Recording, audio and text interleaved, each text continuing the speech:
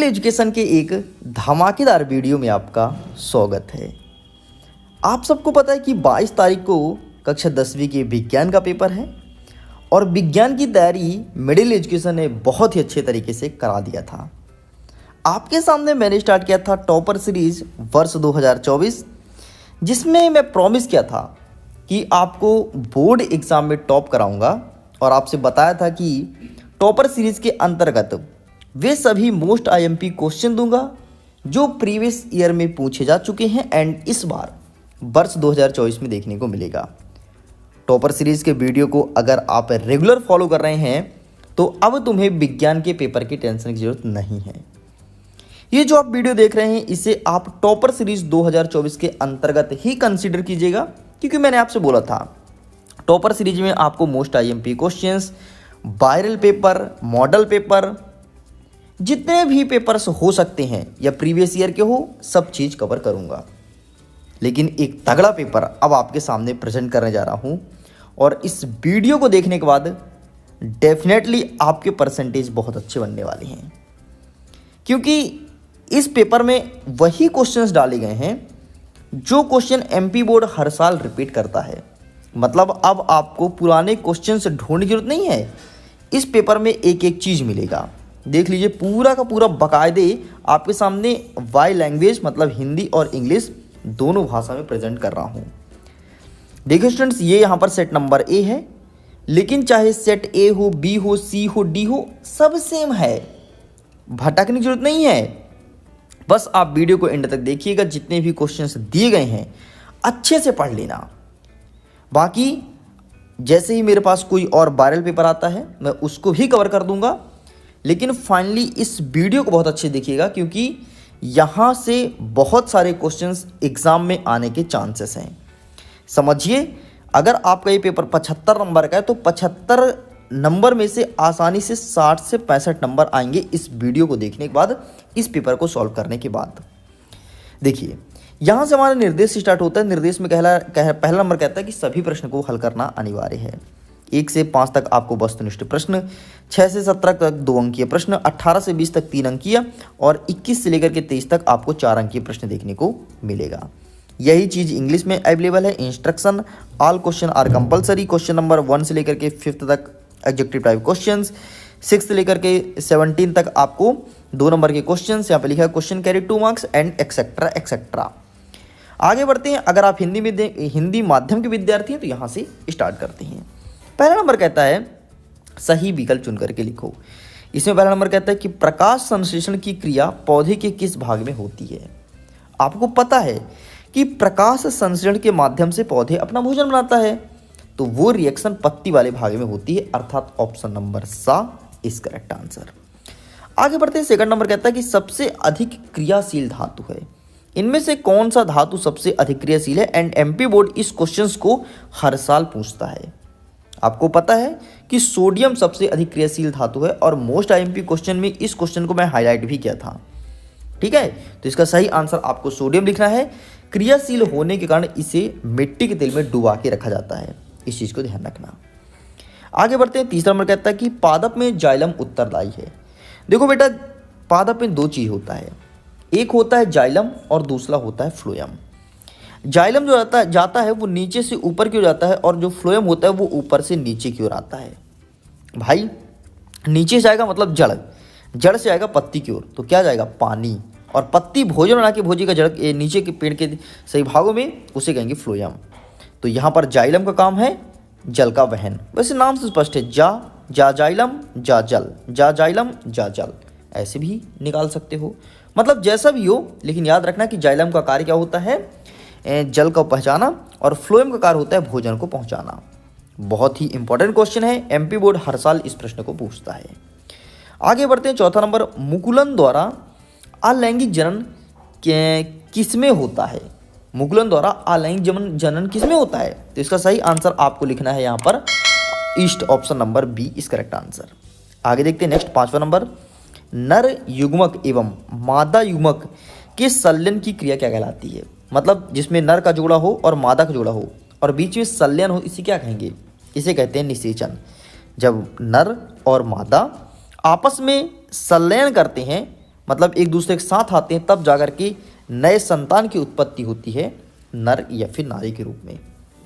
आपको पता ही होगा, मेंडल ने इसके बारे में बहुत अच्छा रिएक्शन करके बताया था कि एक्स वाई गुणसूत्र होता है, जब एक्स एक्स का मिलन होता है तो हमेशा लड़की होगी, और एक्स और वाई का मिलन होता है तो हमेशा लड़का होगा। ठीक, ये सब अभी डिस्कस नहीं करेंगे हम, बाकी मेंडल के प्रभाविता का नियम आपने पढ़ा ही होगा।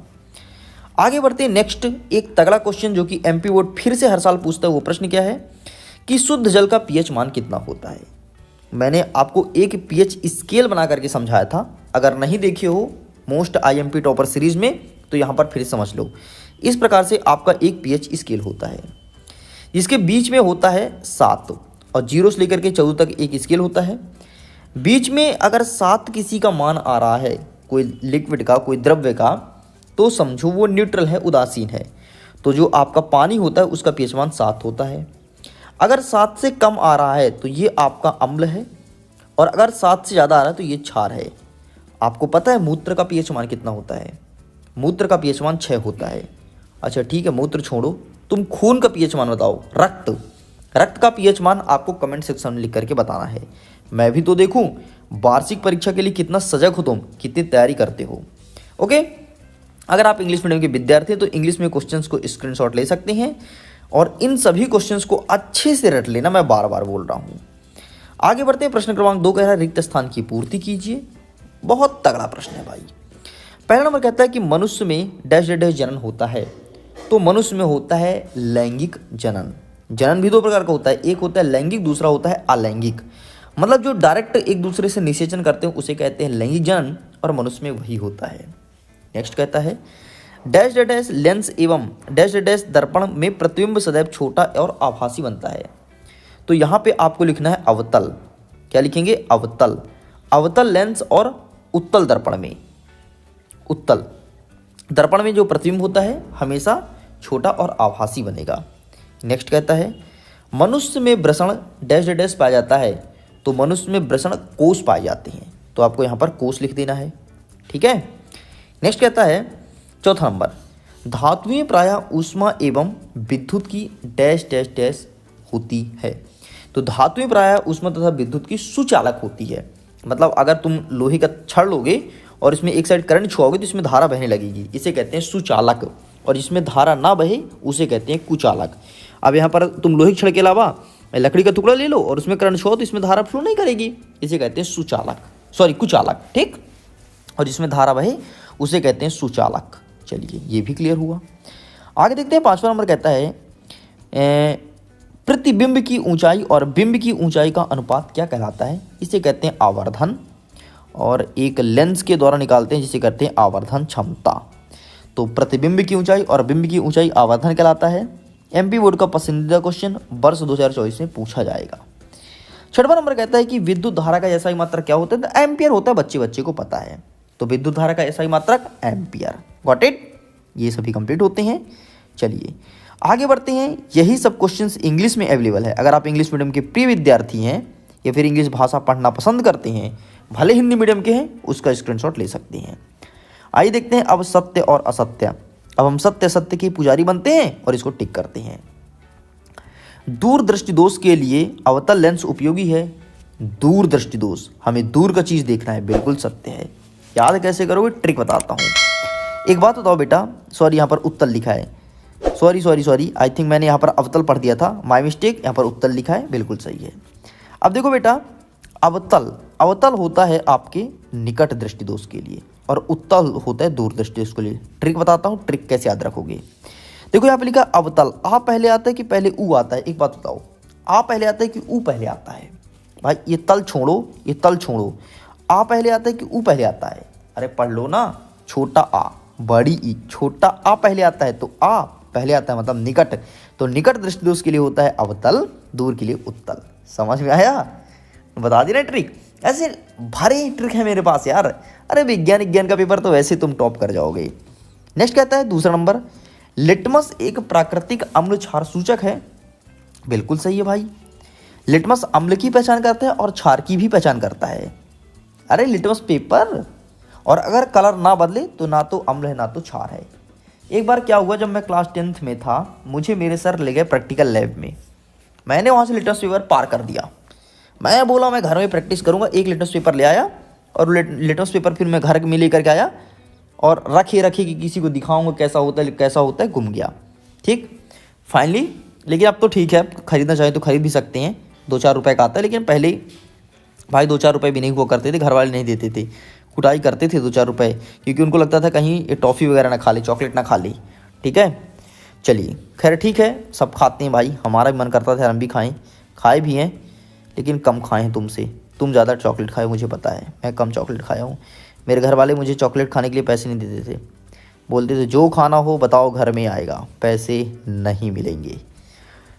खैर ठीक है, जो बोलते थे वो आ भी जाता था घर में खाने के लिए। चलिए, तो लिटमस पेपर अम्ल क्षार दोनों का सूचक होता है, बिल्कुल सत्य है। कैसे? जो लिटमस पेपर होता है वो अम्ल जो होता है वो नीला लिटमस पेपर को लाल कर देता है। अम्ल जो होता है नीला लिटमस पेपर को लाल कर देता है। लिखा क्या है? अनिल।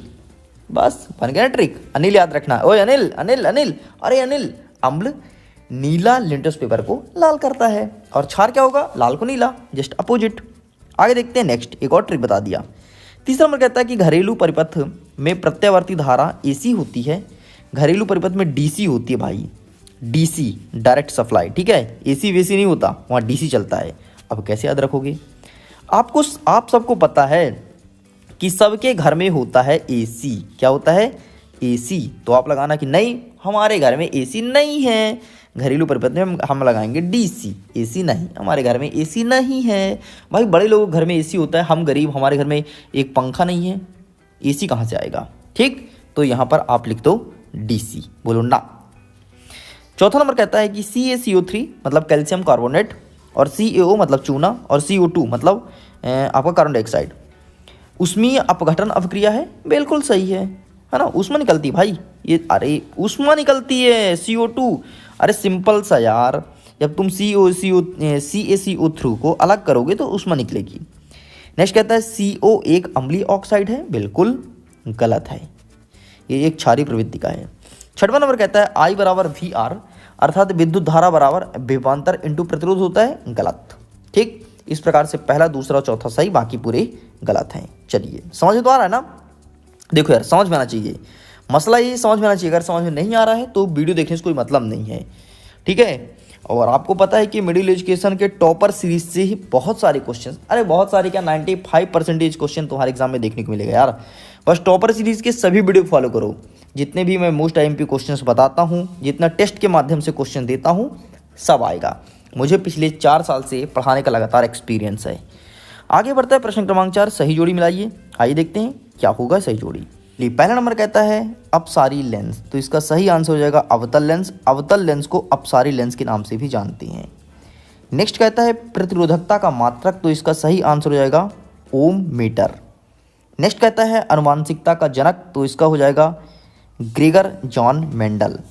नेक्स्ट कहता है नर हार्मोन्स, तो इसका सही आंसर हो जाएगा आपका एस्ट्रोस्टेरोन। ठीक, नेक्स्ट कहता है लिंग गुणसूत्र, तो इसका सही आंसर हो जाएगा आपका लिंग निर्धारण। और अंतिम कहता है मास्टर ग्रंथि, तो पीयूष ग्रंथि।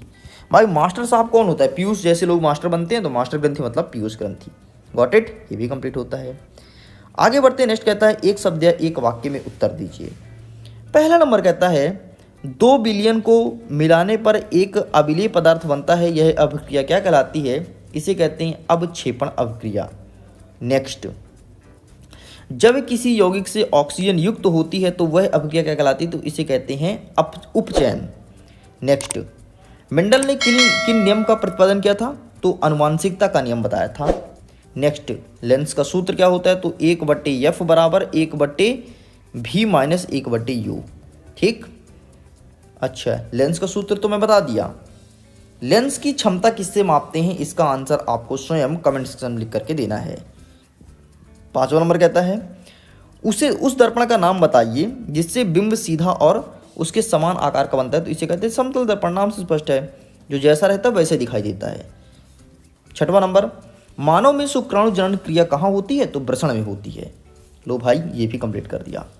ओके स्टूडेंट्स, तो अब मैं वीडियो को यहीं पर एंड करना चाहता हूँ। जल्द ही मिलेंगे नेक्स्ट पार्ट की वीडियो में। प्रश्न क्रमांक 6 से लेकर के आगे क्वेश्चंस को कवर करेंगे। वीडियो अगर सच में पसंद आए तो वीडियो को दिल से लाइक करिए, चैनल को सब्सक्राइब कीजिए, मित्रों के साथ साझा जरूर कीजिएगा। मिडिल एजुकेशन के टॉपर सीरीज़ के द्वारा ही देखिएगा, इस बार बच्चे टॉप करेंगे, न केवल अपने स्कूल में, न केवल अपने ज़िले में, बल्कि मध्य प्रदेश में भी टॉप करेंगे। मैं करता हूँ वीडियो को एंड, जल्द ही मिलते हैं नेक्स्ट पार्ट के साथ। Bye bye.